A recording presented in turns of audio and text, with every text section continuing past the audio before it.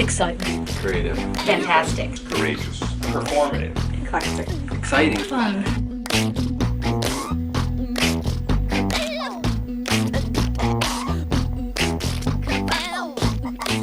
My name is Stephen L. Esquith. I go by Steve, and I'm the Dean of the Residential College in the Arts and Humanities. What I did was I created several faculty search committees from faculty already at MSU. And these search committees were tenured faculty in other departments who had an interest in hiring faculty for the residential college. And we advertised these search committees. None of these faculty who were on these search committees are faculty in the residential college. These are people in other units, tenured faculty. And we hired, there were 3 search committees. One search committee that looked for people who would later be known as the writing faculty, the Tier 1, 111, 112 faculty. So we wrote a general job description for faculty who might teach the 111, 112 sequence and other courses in the curriculum. We wrote a job description for the people who might teach the 201 and 202 courses and other courses in the curriculum. And then we wrote a job description for people who would have expertise in language and culture, multiple languages, because we knew language was going to be an important part of the curriculum. And so I sat on all 3 of those search committees. The search committees interviewed, I think we had 50 to 100 applicants for each of the 9 positions that we were hiring for. So we had an enormous number of dossiers to go through. And we narrowed it down. We had interviews on campus. And we made offers of those first hires. 5 people were hired who are new to MSU.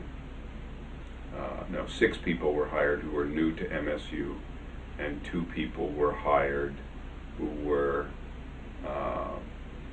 already at MSU, Anita Skeen and Deidre Dawson. So we hired 2 MSU faculty and 6 non-MSU faculty, some of whom were brand new PhDs, others of whom had been teaching for a short time elsewhere. And then I also hired Scott at that point as a faculty member. Who were the other 6? The founding faculty, so that would have been Patty Rogers and Therese Monberg, Dylan Miner, Eric Aronoff, Dave Sheridan, and Carolyn Loeb. And then the 2, and Scott, who had been in the philosophy department, was not new to MSU, and Deidre Dawson and Anita Skeen. So that was a total of 9. So the first faculty who were hired were 9 faculty, those 9. Overall, why were these people chosen? Like, what was your...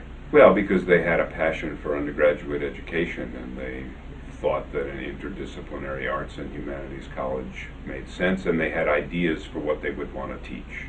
So it wasn't just that they were enthusiastic and committed to the idea, but in their dossiers and in their presentations and in the syllabus that they would present to us, we saw some content that made sense to us.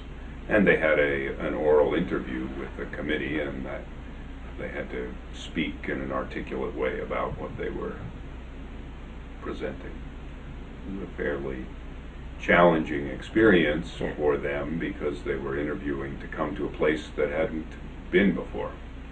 So they were a little unsure of what it was that they were being interviewed for, and we were a little unsure of whether they were the right mix. But it turned out they're all still here. They're all enthusiastic about the place. So, if the one indicator of whether we were doing the right thing in 2003, 2004, 2005, 2006 was, well, did you end up hiring people who fit?